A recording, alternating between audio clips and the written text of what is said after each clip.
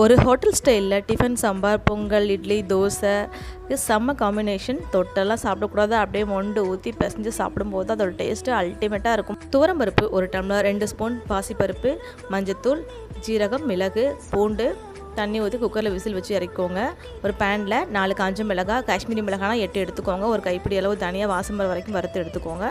ஜீரகம், மிளகு 1/2 ஸ்பூன் எடுத்துக்கோங்க. காஷ்மீரி மிளகாய்னா நல்லா கலர் கொடுக்கும் சாம்பார். பட்டை, 10 வெந்தயம், 1/2 டீஸ்பூன் கடலைப்பருப்பு, 1/2 டீஸ்பூன் உளுந்து ரோஸ்ட் பண்ணிக்கோங்க. 2 கித்தி தேங்காய், ஒரு கைப்பிடி கருவேப்பிலை அதையும் ரோஸ்ட் பண்ணிவிட்டு மிக்சியில் நைஸாக அரைச்சிக்கோங்க தண்ணி ஊற்றி. இப்போது ஒரு கடாயில் வெங்காயம், பச்சை மிளகாய், ஒரு தக்காளி வதங்க விட்டுட்டு அரைச்ச மசாலா சேர்த்து ஒரு 5 நிமிஷம் கொதிக்க விட்டு வேக வச்ச பருப்பு, ஒரு லெமன் சைஸ் புளி கரைச்சி வச்சுட்டு உப்பு சேர்த்துட்டு ஒரு 10 நிமிஷம் கொதிக்க விடுங்க. கொதிக்க விட்டு அடுப்பை ஆஃப் பண்ணிவிடுங்க. இப்போ கடுகு, உளுந்தம்பருப்பு, ஜீரகம், காஞ்ச மிளகாய், வெந்தயம் எல்லாம் போட்டு தாளித்து பெருங்காயத்தூள் தாளித்து கொட்டி சர்வ் பண்ண வேண்டியதாங்க. கொத்தமல்லி தூவி ட்ரை பண்ணி பாருங்கள். ரொம்ப ரொம்ப சூப்பராக இருக்கும். தேங்க்யூ.